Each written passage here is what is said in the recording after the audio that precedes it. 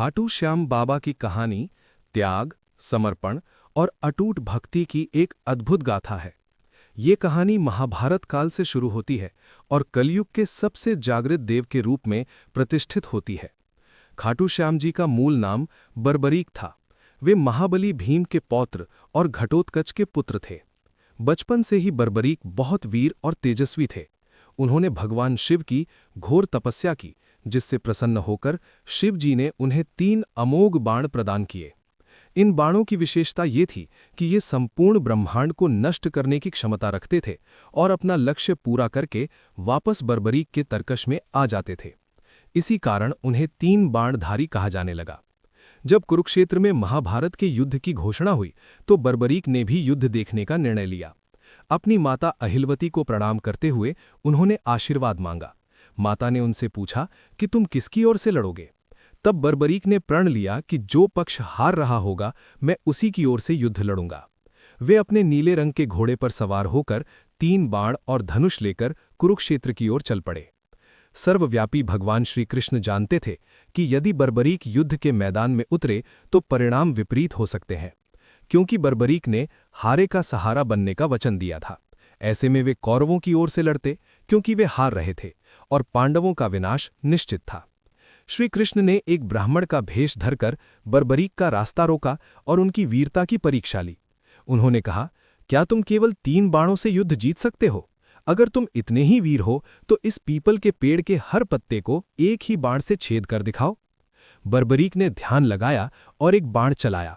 बाण ने पलक झपकते ही पेड़ के सारे पत्तों को छेद दिया और कृष्ण के पैर के चारों ओर घूमने लगा, क्योंकि कृष्ण ने एक पत्ता अपने पैर के नीचे दबा लिया था।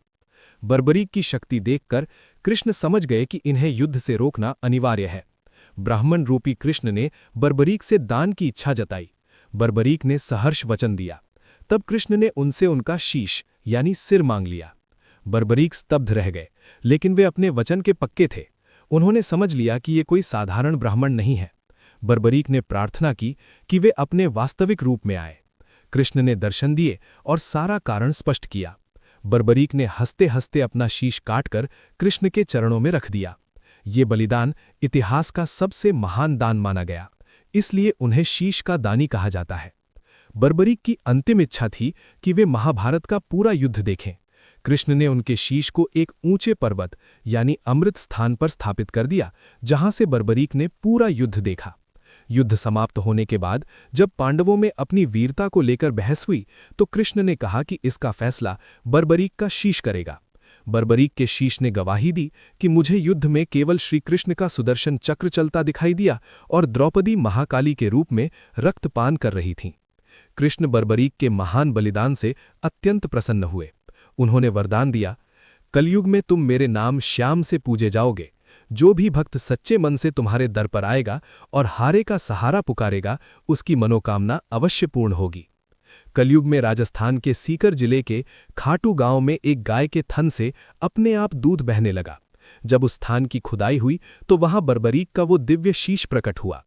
खाटू के राजा को स्वप्न में मंदिर निर्माण का आदेश मिला, जिसके बाद वहां खाटू श्याम जी का भव्य मंदिर बनाया गया। आज खाटू श्याम बाबा को कलयुग का अवतारी, हारे का सहारा, लखदातार और नीले घोड़े का सवार जैसे नामों से जाना जाता है। फाल्गुन माह के मेले में लाखों भक्त जय श्री श्याम के जयकारों के साथ बाबा के दर्शन करने पहुंचते हैं। खाटू श्याम की कहानी हमें सिखाती है कि अहंकार से बड़ा त्याग है और ईश्वर के चरणों में पूर्ण समर्पण ही सबसे बड़ी शक्ति है।